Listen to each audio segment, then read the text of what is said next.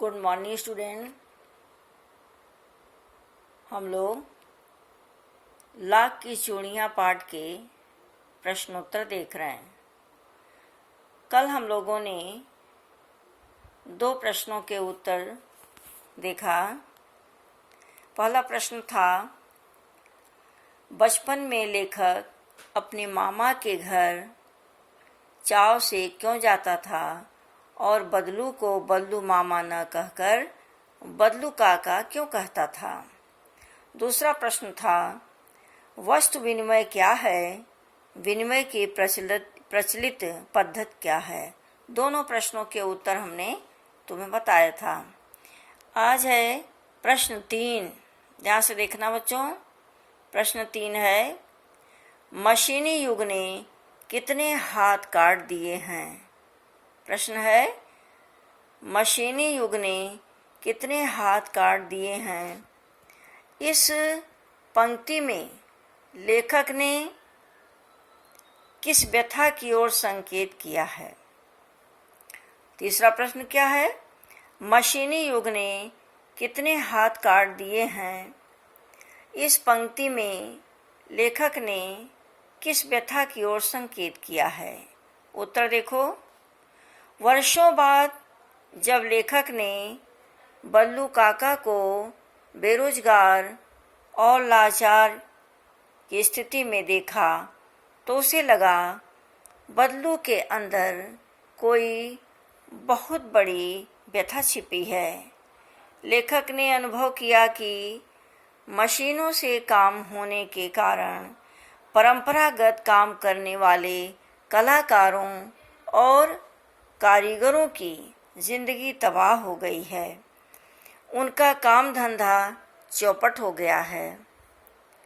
लेखक ने मशीनों द्वारा काम होने के कारण समाज में बढ़ती हुई बेरोजगारी की ओर संकेत किया है।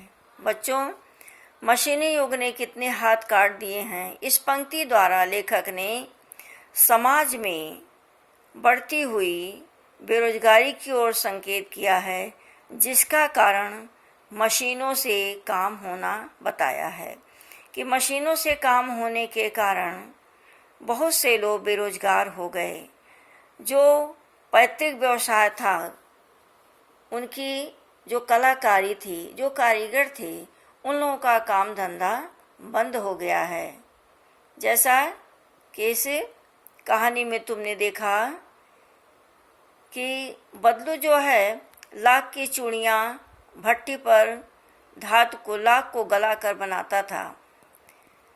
समय बीतने के साथ साथ कांच की चूड़ियाँ बनने लगी मशीनों से, तो लोग कांच की चूड़ियाँ पसंद करने लगे, जिससे बदलू का जो पैतृक व्यवसाय था वह बिल्कुल बंद हो गया। तो उसी की ओर संकेत किया है कि मशीनों से काम होने के कारण कितने लोग बेरोजगार हो गए हैं। दूसरा प्रश्न है, यानी चौथा प्रश्न, बदलू के मन में ऐसी कौन सी व्यथा थी जो लेखक से छिपी न रह सकी। लेखक के मन में ऐसी कौन सी व्यथा थी जो लेखक से छिपी न रह सकी। देखना बच्चों, बदलू ने लेखक से जब बात किया तो उसकी बातों से लेखक ने अनुभव किया कि बदलू के मन में बहुत दुख है। लाख की चूड़ियों की मांग समाप्त हो गई, क्योंकि उसके स्थान पर कांच की चूड़ियों ने अपना जगह बना लिया। तो बदलू के मन में यह दुख हो गया कि लाख की चूड़ियाँ अब कोई नहीं पसंद करता, लोग कांच की चूड़ियाँ पहनने लगे। उसे अपने पैतृक व्यवसाय से बहुत लगाव था। जब उसका महत्व समाप्त हो गया तो वह हर प्रकार से कमज़ोर हो गया। उसके जीवन में आर्थिक अभाव स्पष्ट नजर आ रहा है। उसके जीवन में आर्थिक विपन्नता साफ साफ दिख रही थी। बदलू के मन में अपना पैतृक धंधा ठप होने से बहुत दुख था। समझ में आया बच्चों। तो कल हमने तो मैं 2 प्रश्नों के उत्तर समझाए थे। आज भी 2 प्रश्नों के उत्तर बताए। जैसे तीसरा प्रश्न था, मशीनी युग ने कितने हाथ काट दिए हैं। इस पंक्ति के द्वारा लेखक ने किस व्यथा की ओर संकेत किया है। तो बताया हमने कि मशीनी युग ने कितने हाथ काट दिए हैं। इस पंक्ति के द्वारा लेखक ने यह बताया, इस व्यथा की ओर संकेत किया है कि मशीनों से काम होने के कारण बहुत से लोग बेरोजगार हो गए हैं। समाज में बेरोजगारी बढ़ती जा रही है। दूसरा है, चौथा प्रश्न है, बदलू के मन में ऐसी कौन सी व्यथा थी जो लेखक से छिपी न रह सकी। लेखक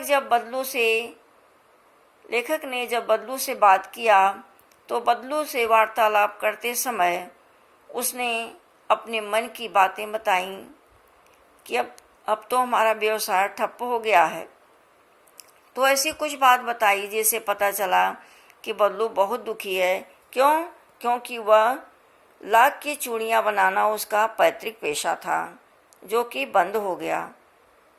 तो इसे बदलू के मन में अपना पैतृक व्यवसाय बंद होने के कारण बहुत दुख था। इसकी व्यथा लेखक से छिपी न रही। ठीक है बच्चों, तो इन 2 प्रश्नों के उत्तर तुम्हें हमने समझाया। इन दोनों प्रश्नों को उत्तर के साथ अपनी कॉपी में लिख लेना। ठीक है, सुंदर अक्षरों में लिखना और लिखकर हमें दिखाना। अभी और कई प्रश्न हैं, तो आगे फिर हम समझाएंगे। आगे जो भी प्रश्न है उसको अच्छे से समझाया जाएगा और तुम बहुत ही सुंदर ढंग से लिखना। ठीक है, अगले दिन फिर मिलेंगे स्टूडेंट। Thank you.